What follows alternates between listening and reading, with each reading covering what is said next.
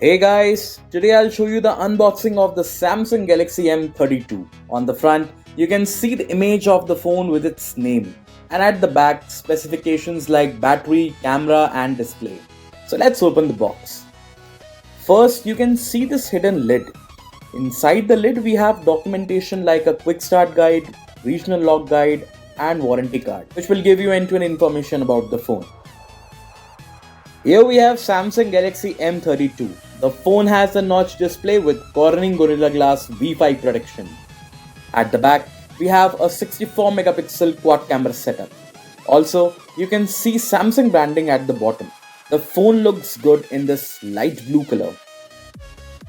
Next, we have a USB Type-C cable for charging the phone and transferring the data, and a 2-pin wall charger with 25 watt of fast charging. At last, we have a SIM ejector tool. So guys, that's all you get inside the Samsung Galaxy M32 box. Thank you so much for watching this video.